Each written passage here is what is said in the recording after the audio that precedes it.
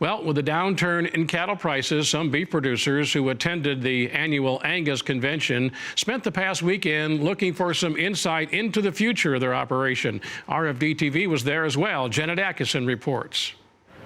Well, it doesn't matter which division of the agriculture sector that you're in. Whenever it comes to family planning, it's always important to take that first step, which is why we're joined by our next guest. We are talking with Barb Dartt. She is with the Family Business Consulting Group and spoke with producers at the Angus Convention specifically on that topic.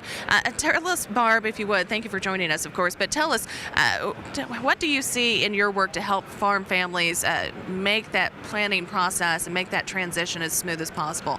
What are the challenges they're facing?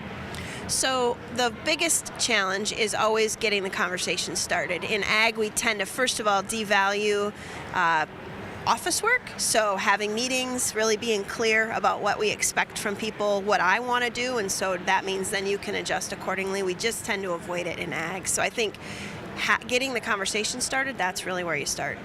Tell us, how do you suggest folks go about that? So really, often folks see the first step is, how do I transition ownership? So what entity do I need? How do I mitigate taxes? And I really think that almost should never be the first step, because I think unless we all know that who we expect to be partners really understand that we're headed in the same direction, we're clear on what commitment they should make to the business as family members, their spouses, need to be clear on what commitment they're making to the business. So really the first step is start the conversations and have some conversations around what is my commitment of the family to the business? What do we want to create together? What's our purpose for owning jointly? Have those discussions, and then all the structure flows out of that foundation of having the guiding principles clear with everyone. And it sounds like, of course, you're involving the family, but how much of the family maybe needs to be involved in this discussion? That's a great question, and it's a caution that everybody has. Wait, I can't even get my two brothers to agree. I need more family? What?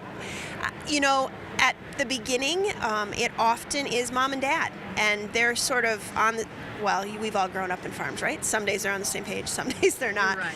But as adult children get older, I think you start with those who are working in the business, and if there's some that aren't, it really is important to involve them, at least so they know, hey, here's my plan as a parent to transition to the farming heir, and here's what you'll get, or here's what you won't get. It really does depend on who's working and who's owning, but cast the net wide first if you can, even if it's just to update people and not pull in their opinion. That can really pay a lot of dividends down the road.